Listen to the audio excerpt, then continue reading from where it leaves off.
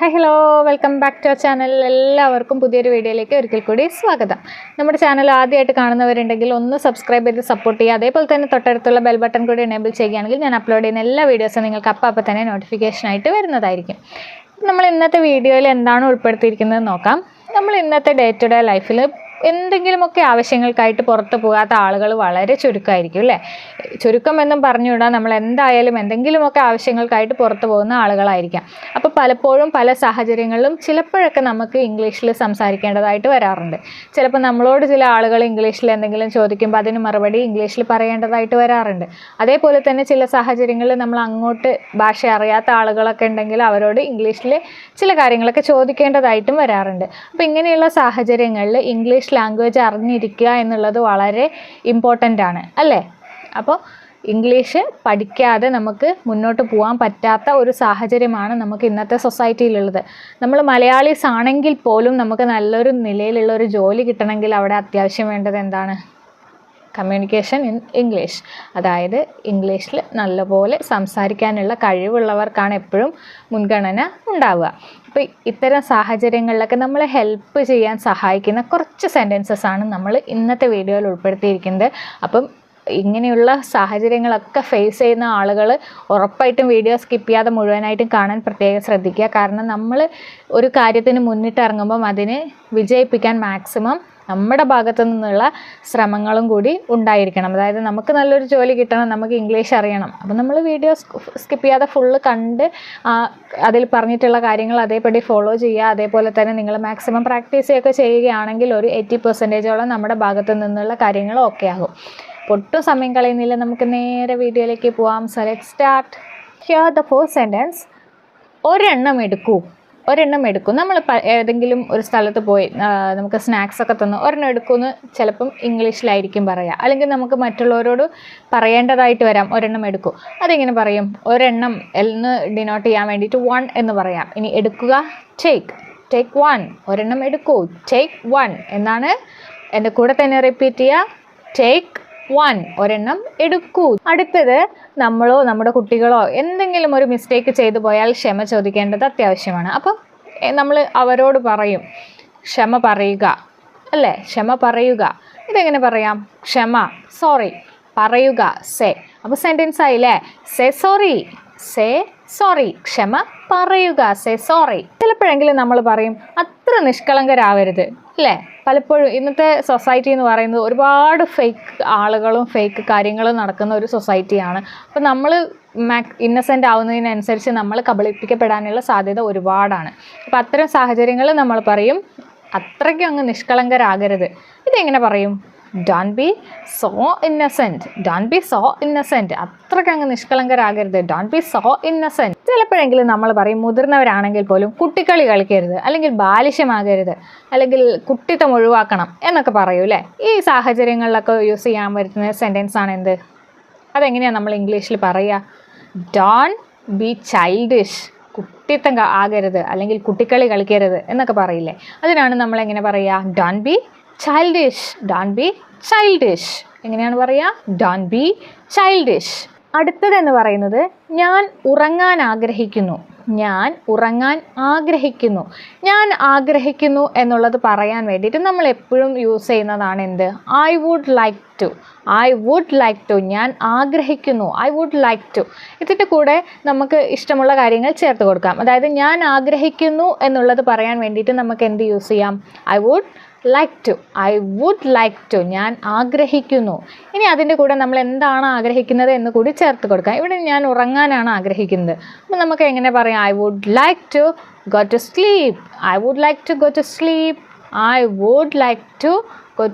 Sleep. ഞാൻ ഉറങ്ങാൻ ആഗ്രഹിക്കുന്നു. അപ്പം ഞാനൊരു പാട്ട് പാടാൻ ആഗ്രഹിക്കുന്നതെങ്കിൽ നിങ്ങൾക്ക് എങ്ങനെ പറയാം? I would like to sing a song. അപ്പോൾ ഞാൻ ആഗ്രഹിക്കുന്നു എന്നുള്ളത് ഏത് സെൻറ്റൻസിൽ വരുന്നുണ്ടെങ്കിലും നമുക്ക് എങ്ങനെ പറയാം? I would like to. പിന്നെ നമ്മൾ എന്താണോ ആഗ്രഹിക്കുന്നത് അതും കൂടി ചേർത്ത് കൊടുക്കുക. നമ്മൾ ഏതെങ്കിലും റിസോർട്ടിലോ അല്ലെങ്കിൽ എന്തെങ്കിലും എൻ്റർടൈൻമെൻറ്റ് ഏരിയയിലൊക്കെ പോയി കഴിഞ്ഞാൽ അവിടെ പ്രവേശന ഫീസ് ഉണ്ടോ എന്ന് ചിലപ്പോഴെങ്കിലും നമുക്ക് ചോദിക്കേണ്ടതായിട്ട് വരാറുണ്ട്. പലപ്പോഴും പല സ്ഥലങ്ങളിലും എഴുതി വെച്ചിട്ടുണ്ടാവില്ല, ചില സ്ഥലങ്ങളിൽ നമ്മൾ എൻട്രൻസിൽ തന്നെ എഴുതി വെച്ചിട്ടുണ്ടാവും. എന്നാൽ ഇത്തരം സാഹചര്യങ്ങളിൽ നമ്മൾ എങ്ങനെ ചോദിക്കാം? എന്തെങ്കിലും പ്രവേശന ഫീസ് ഉണ്ടോ? എങ്ങനെ ചോദിക്കാം? Is there any entrance fee? Is there any entrance fee? ഇവിടെ എന്തെങ്കിലും പ്രവേശന ഫീസ് ഉണ്ടോ? എന്തെങ്കിലും പ്രവേശന ഫീസ് ഉണ്ടോ എന്ന് എങ്ങനെ ചോദിക്കാം? Is there any entrance fee? രാത്രിയിൽ ഒറ്റയ്ക്ക് നടക്കുന്നത് സുരക്ഷിതമാണോ? ഇന്നത്തെ ഒരു സാഹചര്യത്തിൽ തൊട്ടും സുരക്ഷിതമല്ല. എങ്കിലും നമുക്ക് പരിചയമില്ലാത്ത സ്ഥലങ്ങളിലൊക്കെ നമ്മൾ സ്റ്റേ ചെയ്യാൻ പോയി കഴിഞ്ഞാൽ നമ്മൾ ആദ്യം ഇത് അന്വേഷിക്കും, അല്ലേ? രാത്രിയിൽ ഒറ്റയ്ക്ക് നടക്കുന്നത് സുരക്ഷിതമാണോ? ഇത് എങ്ങനെ ഇംഗ്ലീഷിൽ ചോദിക്കാം? പലപ്പോഴും നമ്മുടെ ലാംഗ്വേജ് അറിയില്ലാത്ത ആളുകളായിരിക്കാം ഒരുപക്ഷെ ആ സ്ഥലത്ത് ഉണ്ടാവുക എങ്കിൽ നമ്മൾ മറ്റുള്ള ഭാഷകളെ ആശ്രയിക്കേണ്ടതായിട്ട് വരും. അപ്പോൾ എങ്ങനെ ചോദിക്കും? രാത്രിയിൽ ഒറ്റയ്ക്ക് നടക്കുന്നത് സുരക്ഷിതമാണോ? Is it safe to walk alone at night? Is it safe to walk alone at night? അതായത് രാത്രിയിൽ ഒറ്റയ്ക്ക് നടക്കുന്നത് സുരക്ഷിതമാണോ? Is it safe to walk alone at night? നമ്മൾ നമ്മുടെ ഫാമിലി ആയിട്ടൊന്ന് പുറത്ത് പോയി എന്ന് വിചാരിക്കാം. ഇപ്പോൾ പലപ്പോഴും നമ്മൾ ഫോട്ടോ സെൽഫി ഒക്കെ എടുക്കും. അപ്പം ഇത്തരം സാഹചര്യത്തിൽ നമുക്ക് നമ്മുടെ എല്ലാവരും ഉൾപ്പെടുന്ന ഒരു ഫോട്ടോ വേണം. അത് നമ്മൾ ഏത് സ്ഥലത്താണോ പോയത് അതിൻ്റെ ഒരു ബാക്ക്ഗ്രൗണ്ടൊക്കെ വെച്ചിട്ടുള്ള ഫോട്ടോ ആണ് നമുക്ക് വേണ്ടത്. അപ്പോൾ നമ്മൾ സ്വാഭാവികമായിട്ടും തൊട്ടടുത്തുള്ളവരോടോ നമ്മൾ അവിടെ കാണുന്ന ഒരാളോട് ചോദിക്കും, നിങ്ങൾക്ക് ഞങ്ങളുടെ ഒരു ഫോട്ടോ എടുത്ത് തരാമോ? നിങ്ങൾക്ക് അല്ലെങ്കിൽ നിങ്ങൾക്ക് ഞങ്ങളുടെ ഒരു ഫോട്ടോ എടുക്കാമോ എന്നൊക്കെ ചോദിക്കും. അതെങ്ങനെയായിരിക്കും നമ്മൾ ചോദിക്കുക? Could you take a photo of us? Could you take a photo of us? Could you take a photo of us? അതായത് ഞങ്ങളുടെ ഒരു ഫോട്ടോ എടുക്കാമോ എന്ന് നമ്മൾ അവരോട് ചോദിക്കുകയാണ്. അപ്പോൾ അതെങ്ങനെ ചോദിക്കും? Could you take a photo of us? us അതായത് നമ്മുടെ അല്ലെങ്കിൽ ഞങ്ങളുടെ. Could you take a photo of us? അടുത്തതെന്ന് പറയുന്നത് ഏറ്റവും അടുത്തുള്ള ATM എവിടെയാണ്? ഏറ്റവും അടുത്തുള്ള ATM എവിടെയാണ്? നമുക്ക് പരിചിതമല്ലാത്ത ഒരു സ്ഥലത്ത് നമ്മൾ ചെന്നു, നമ്മുടെ കയ്യിൽ ക്യാഷ് ഇല്ല, ഗൂഗിൾ പേ വർക്ക് ചെയ്യുന്നില്ല. അപ്പോൾ നമ്മളെങ്ങനെ മറ്റുള്ളവരോട് ചോദിക്കും, ഇവിടെ ഏറ്റവും അടുത്തുള്ള ATM എവിടെയാണ്? Where is the nearest ATM? Where is the nearest ATM? എവിടെയാണ് ഏറ്റവും അടുത്തുള്ള ATM എന്ന് നമ്മൾ ചോദിക്കുന്നത് എങ്ങനെയാണ്? Where is the nearest ATM? Where is the nearest ATM? അടുത്തത്, എനിക്കിപ്പോൾ ഒരു പുതിയ ഫോൺ ലഭിച്ചു. എനിക്കിപ്പോൾ ഒരു പുതിയ ഫോൺ ലഭിച്ചു. എനിക്ക് ഇപ്പോൾ ഒരു പുതിയ ഫോൺ ലഭിച്ചു എങ്ങനെ പറയാം? I just got a new phone. I just, ഇപ്പോൾ എന്നുള്ള അർത്ഥമാണ് ഇവിടെ just എന്നുള്ളതിന് വരുന്നത്. അപ്പോൾ I just got a new phone. I just got a new phone. എനിക്കിപ്പോൾ ഒരു പുതിയ ഫോൺ ലഭിച്ചു. I just got a new phone. നമുക്കൊരു സെൽഫി എടുക്കാം. പുതിയ ഫോണൊക്കെ കിട്ടിയ സ്ഥിതിക്ക് നമുക്കൊരു സെൽഫി എടുക്കാം, അല്ലേ? നമുക്കൊരു സെൽഫി എടുക്കാം. എങ്ങനെ പറയണം? Let's take A selfie. Let's take A selfie. നമുക്കൊരു സെൽഫി എടുക്കാം. Let's take A selfie. Next എന്ന് പറയുന്നത്, നമ്മൾ ഏതെങ്കിലുമൊക്കെ ഒരു ഷോപ്പിൽ ചെന്ന് കഴിഞ്ഞാൽ ഒരുപക്ഷെ നമ്മുടെ കയ്യിൽ ക്യാഷ് ആയിട്ടില്ല. അപ്പോൾ നമ്മൾ എങ്ങനെ ചോദിക്കും? നിങ്ങൾ ക്രെഡിറ്റ് കാർഡ് എടുക്കുമോ? എങ്ങനെ ചോദിക്കാം? നിങ്ങൾ ക്രെഡിറ്റ് കാർഡ് എടുക്കുമോ? അതെങ്ങനെ ഇംഗ്ലീഷിൽ ചോദിക്കാം? Do you accept credit cards? Do you accept credit cards?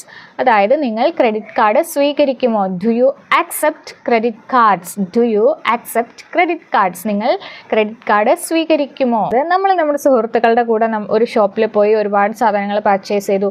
അപ്പം ബില്ല് നമ്മൾ സെപ്പറേറ്റ് തരുമോ എന്ന് പലപ്പോഴും ചോദിക്കാറുണ്ട്, അല്ലേ? സെപ്പറേറ്റ് ബില്ലുകൾ തരുമോ, അല്ലെങ്കിൽ ഞങ്ങൾക്ക് സെപ്പറേറ്റ് ബില്ല് ലഭിക്കുമോ എന്ന് ചോദിക്കും, അല്ലേ? അതെങ്ങനെയാണ് നമുക്ക് ഇംഗ്ലീഷിൽ ചോദിക്കാൻ സാധിക്കുക? ഞങ്ങൾക്ക് സെപ്പറേറ്റ് ബില്ല് തരുമോ? Could we have separate bills? Could we have separate bills? Could we have separate bills means ഞങ്ങൾക്ക് സെപ്പറേറ്റ് ബില്ല് തരാമോ അല്ലെങ്കിൽ തരുമോ? Could we have separate bills? Next, നമ്മളൊരു ഹോട്ടലിൽ പോയി ഇരിക്കുകയാണ്. അപ്പം സെർവ് ചെയ്യുന്ന ആൾ വന്നു. നമ്മളോട് എന്തൊക്കെയാണ് വേണ്ടതെന്ന് ചോദിക്കുന്നതിന് മുമ്പ് അവർ ചോദിക്കുക എന്താണ്? ഓർഡർ ചെയ്യാൻ നിങ്ങൾ തയ്യാറാണോ? ഓർഡർ ചെയ്യാൻ നിങ്ങൾ തയ്യാറാണോ? It's a formal conversation. Order ചെയ്യാൻ നിങ്ങൾ തയ്യാറാണോ? ഇതെങ്ങനെയായിരിക്കും അവർ നമ്മളോട് ചോദിക്കുക? Are you ready to order? Are you ready to order? നിങ്ങൾ ഓർഡർ ചെയ്യാൻ തയ്യാറാണോ? നിങ്ങൾ ഓർഡർ ചെയ്യാൻ തയ്യാറാണോ എന്നുള്ളത് എങ്ങനെ ചോദിക്കാം? Are you ready to order? Are you ready to order? ഇനി ഇത്തരത്തിൽ നമ്മളോട് ഒരാൾ ചോദിക്കുന്ന സമയത്ത് നമുക്കത് മനസ്സിലാവാതെ പോകാൻ പാടില്ല. അതിന് വേണ്ടിയിട്ടാണ് ഈ സെൻറ്റൻസും കൂടി നമ്മൾ പഠിച്ചു പോകുന്നത്. എനിക്ക് അടുത്തുള്ളൊരു നല്ല സ്ഥലം അറിയാം. നമ്മൾ കറങ്ങാൻ പോകാൻ വേണ്ടിയിട്ട് ഒരുപാട് സ്ഥലങ്ങൾ ഇങ്ങനെ സെർച്ച് ചെയ്യുന്ന സമയത്ത് നമ്മുടെ ഒരു ഫ്രണ്ട് പറയുന്നു എനിക്ക് അടുത്തുള്ള നല്ലൊരു സ്ഥലം അറിയാം. അതെങ്ങനെയായിരിക്കും ഇംഗ്ലീഷിൽ പറയുക? അല്ലെങ്കിൽ നമ്മൾ നമ്മുടെ സുഹൃത്തുക്കളോട് പറയുകയാണ് എനിക്ക് നല്ലൊരു സ്ഥലം, ഇവിടെ അടുത്തുള്ള നല്ലൊരു സ്ഥലം അറിയാം. അതെങ്ങനെ പറയാം? I know a good place nearby. I know a good place nearby. I know a good place nearby. അതായത് എനിക്ക് അടുത്തുള്ള ഒരു നല്ല സ്ഥലം അറിയാം. I know a good place nearby. വൈകിയതിൽ ഞാൻ ഖേദിക്കുന്നു. വൈകിയതിൽ ഞാൻ ഖേദിക്കുന്നു. ഇതെങ്ങനെ പറയണം? വൈകിയതിൽ ഞാൻ ഖേദിക്കുന്നു. I am really sorry for being late. I am really sorry for being late. ഞാൻ വൈകിയതിൽ ഖേദിക്കുന്നു. I am really sorry for being late. Next, നാളെ മഴ പെയ്യില്ലെന്ന് ഞാൻ പ്രതീക്ഷിക്കുന്നു. നാളെ മഴ പെയ്യില്ലെന്ന് ഞാൻ പ്രതീക്ഷിക്കുന്നു. എങ്ങനെ പറയാം? ഇപ്പോഴത്തെ സാഹചര്യത്തിൽ പ്രതീക്ഷിക്കാൻ പറ്റില്ല, കാരണം അങ്ങനെയാണ്. ചിലപ്പോൾ മഴയായിരിക്കും, ചിലപ്പോൾ വെയിലായിരിക്കും. മഴക്കാലം ആണെങ്കിൽ പോലും നമുക്ക് വിശ്വസിക്കാൻ പറ്റാത്ത ഒരു കാലാവസ്ഥയാണ് ഇപ്പോൾ ഉള്ളത്. എങ്കിലും നമ്മൾ സെൻറ്റൻസ് പഠിക്കുന്ന സമയത്ത് ഞാൻ ഇങ്ങനെ പറയുകയാണ്, എന്താണ്? നാളെ മഴ പെയ്യില്ലെന്ന് ഞാൻ പ്രതീക്ഷിക്കുന്നു. എങ്ങനെ പറയാം? I hope. ഞാൻ പ്രതീക്ഷിക്കുന്നു. I hope. നേരത്തെ നമ്മൾ പഠിച്ചു ആഗ്രഹിക്കുന്നു അല്ലേ? I would like to. ഇവിടെ ഞാൻ പ്രതീക്ഷിക്കുന്നു. I hope. I hope it doesn't rain tomorrow. I hope it doesn't rain tomorrow. I hope it doesn't rain tomorrow. അത് നിങ്ങൾ തികച്ചും ശരിയാണ്. നിങ്ങൾ തികച്ചും ശരിയാണ്. You are absolutely right. നിങ്ങൾ തികച്ചും ശരിയാണ്. You are absolutely right. You are absolutely right. നിങ്ങൾ തികച്ചും ശരിയാണ്. You are absolutely right. നിനക്കത് വീണ്ടും പറയാമായിരുന്നു. നിനക്ക് അത് വീണ്ടും പറയാമായിരുന്നു. Could you say that again? Could you say that again? നിനക്കത് വീണ്ടും പറയാമായിരുന്നു. Could you say that again? Could you say that again? നിനക്കത് വീണ്ടും പറയാമായിരുന്നു. ദയവായി സാവധാനം പറയൂ. ദയവായി സാവധാനം പറയൂ. അതെങ്ങനെയാണ് പറയുക? Please speak slowly. Please speak slowly. ദയവായി സാവധാനം പറയൂ. Please speak slowly. Please speak slowly. So അപ്പോൾ നമ്മൾ സെൻറ്റൻസസ് ഒക്കെ ഡിസ്കസ് ചെയ്തു. നിങ്ങൾക്ക് ക്ലിയർ ആണെന്ന് വിചാരിക്കുന്നു. അതുപോലെ തന്നെ ഒരുപാട് തവണ ഞാൻ റിപ്പീറ്റ് ചെയ്തിട്ടുണ്ട്. നിങ്ങളും കൂടെ റിപ്പീറ്റ് ചെയ്യണം. അതുപോലെ തന്നെ നിങ്ങളും ഫ്ലുവൻ്റ് ആവണം എന്നുള്ളത് കൊണ്ടാണ് ഞാൻ ഒരുപാട് തവണ റിപ്പീറ്റ് ചെയ്യുന്നത്. അങ്ങനെ റിപ്പീറ്റ് ചെയ്യുന്നത് കൊണ്ടാണ് പലപ്പോഴും നമ്മുടെ വീഡിയോ കുറച്ച് ലെങ്തായി പോകുന്നത്. അപ്പോൾ നിങ്ങൾ മാക്സിമം ഞാൻ പറയുന്നതിൻ്റെ കൂടെ തന്നെ റിപ്പീറ്റ് ചെയ്യാൻ ശ്രദ്ധിക്കുക. അങ്ങനെയാണെങ്കിൽ നിങ്ങൾക്ക് കുറച്ചും കൂടി ഫ്ലുവൻ്റ് ആവാൻ എളുപ്പമായിരിക്കും. അതുപോലെ തന്നെ നമ്മളിപ്പോൾ ഇംഗ്ലീഷ് പഠിച്ചു വരുന്നവരാണ്. അപ്പോൾ നമുക്ക് കുറച്ചൊരു കോൺഫിഡൻറ്റ് കുറവുണ്ടാവാം. കാരണം എനിക്കറിയില്ല, എന്നോട് സംസാരിക്കുന്നവർക്ക് ഒരു പക്ഷേ ഇംഗ്ലീഷ് നല്ലോണം അറിയുന്നവരായിരിക്കാം. അപ്പോൾ ഞാൻ പറയുന്നത് തെറ്റിപ്പോവോ, അവർ പറയുന്നത് എനിക്ക് മനസ്സിലാവുമോ തുടങ്ങിയ സംശയങ്ങൾ ഒരുപാട് നമുക്കുണ്ടാവും. അപ്പോൾ അതൊന്നും ടെൻഷൻ അടിക്കേണ്ടതില്ല. നിങ്ങൾക്ക് അവർ പറയുന്നത് മനസ്സിലായിട്ടില്ല എങ്കിൽ പോലും നിങ്ങൾക്ക് അവരോട് വീണ്ടും റിപ്പീറ്റ് ചെയ്യാൻ പറയാം. ആദ്യം തന്നെ പറഞ്ഞേക്കാം, ഞാൻ ഇംഗ്ലീഷ് പഠിച്ചു വരുന്നതേ ഉള്ളൂ, വീണ്ടും ഒന്ന് റിപ്പീറ്റ് ചെയ്യാമോ എന്നൊക്കെ നമുക്ക് ചോദിക്കാം അല്ലേ? അപ്പോൾ ഇത്തരം കാര്യങ്ങൾ മറ്റുള്ളവരോട് പറയുന്നതിന് ഒരു മടിയും വിചാരിക്കേണ്ടതില്ല. കാരണം എല്ലാവരും നമ്മളെപ്പോലെ പഠിച്ചു വന്ന ആളുകളാണ്. അപ്പോൾ മിസ്റ്റേക്ക് വരിക എന്നുള്ളത് നമുക്ക് നാണക്കേട് വിചാരിക്കേണ്ട ഒരു കാര്യവുമില്ല. അപ്പോൾ എല്ലാവരും എന്ത് ചെയ്യുക? പ്രാക്ടീസ് ചെയ്യുക, ഒരുപാട് പ്രാക്ടീസ് ചെയ്യുക. സംസാരിക്കാൻ കിട്ടുന്ന വേദികളൊക്കെ മാക്സിമം ഉപയോഗപ്പെടുത്തുക. അങ്ങനെ ഉപയോഗപ്പെടുത്തി ഇംഗ്ലീഷ് സംസാരിച്ചെങ്കിൽ മാത്രമേ ഒരു നാൾ നമുക്കും വിജയിക്കാൻ സാധിക്കുകയുള്ളൂ എന്നുള്ളത് എപ്പോഴും നമ്മുടെ മൈൻഡിൽ ഉണ്ടായിരിക്കേണ്ടതാണ്. അപ്പോൾ ഇന്നത്തെ വീഡിയോ എല്ലാവർക്കും ഇഷ്ടമായിട്ടുണ്ടാവുമെന്ന് കരുതുന്നു. ഇഷ്ടമായിട്ടുണ്ടെങ്കിൽ ഉറപ്പായിട്ടും ലൈക്ക് ചെയ്ത് സപ്പോർട്ട് ചെയ്യുക. അതേപോലെ തന്നെ യൂസ്ഫുൾ ആണെന്ന് തോന്നുകയാണെങ്കിൽ ഷെയർ ചെയ്ത് ഫാമിലി ഫ്രണ്ട്സ് ഗ്രൂപ്പുകളിലേക്കും കൂടി എത്തിക്കാൻ വിട്ടുപോകരുത്. അതേപോലെ തന്നെ നമ്മുടെ ചാനൽ ഇനിയും സബ്സ്ക്രൈബ് ചെയ്തിട്ടില്ലെങ്കിൽ ഒന്ന് സബ്സ്ക്രൈബ് ചെയ്യുക. അതുപോലെ തന്നെ തൊട്ടടുത്തുള്ള ബെൽ ബട്ടൺ കൂടി എനേബിൾ ചെയ്യുകയാണെങ്കിൽ ഞാൻ അപ്ലോഡ് ചെയ്യുന്ന എല്ലാ വീഡിയോസും നിങ്ങൾക്ക് അപ്പം തന്നെ നോട്ടിഫിക്കേഷനായിട്ട് വരുന്നതായിരിക്കും. ഇനിയും ഇത്തരത്തിലുള്ള യൂസ്ഫുൾ വീഡിയോസുമായിട്ട് വരാം. അതുവരേക്കും ടാറ്റാ.